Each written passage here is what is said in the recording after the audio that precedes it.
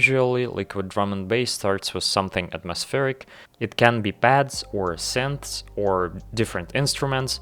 So I use very popular and free plugin from Labs, Piano from Labs. It's great, I really recommend it.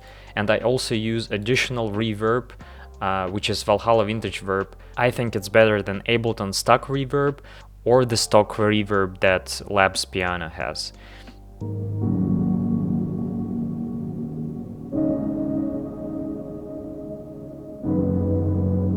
The chords are in G sharp minor, and I also do the same thing of layering notes one octave above, so it sounds brighter and higher, and I also add bass notes in the same piano roll. Next up I have subtle moving pad from Faceplant, and I also use a fab filter here just to accent the mid-range tones of this pad.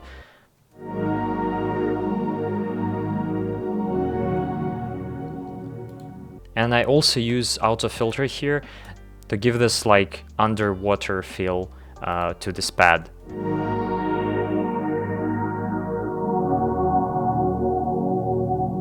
I also use another pad, which is elastic phase pad, and it's more for movement in the track rather than atmosphere, so it gives like this almost tremolo effect.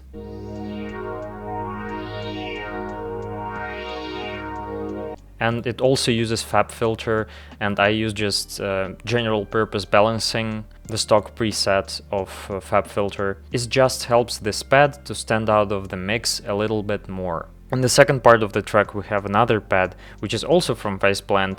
This pad is called Tears No More, and it's just more energetic than the previous one, so it just switches up the sound a little bit in the second half of the track. And last thing that we have is the melody. Melody is just the simple Serum preset, nothing special, it's literally called like this, the standard preset in Serum, and I used OTT just to brighten the sound up. And in second part I changed the pattern so it sounds more dynamic.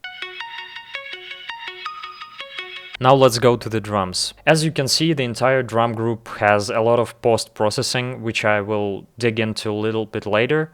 I'll start with the kick. The kick is really boomy, and I just love the stumpy kicks. And the snare sounds more like a rim shot rather than a regular snare. I also use the second snare just to highlight some of the parts of the beat so it won't be that repetitive. I also did a hi-hat loop. As you can see, I just played with the pattern, and some of the parts hi-hats speed up a little bit, and in some parts they just disappear, which also gives like more air to the track and more rhythmic interest to the song. I also use top drum loops. Auto filter gives this additional like underwater feel. It feels more interesting to the ear. And I use also just cut up stabs. The only reason all this post-processing is on the drums is to just find the sound that you like in the mix.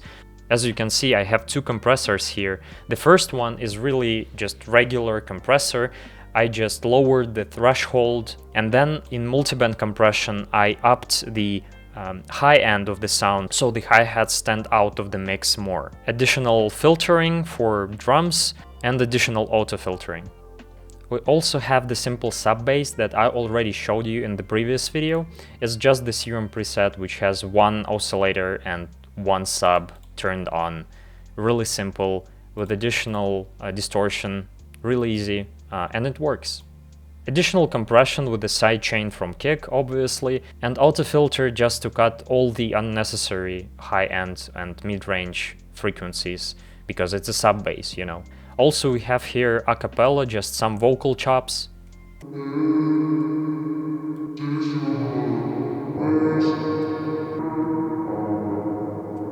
And on the master channel I also have just multiband compression just to brighten up the sound a little bit. I also use auto filter on the master just for this part to prepare listener for the drop.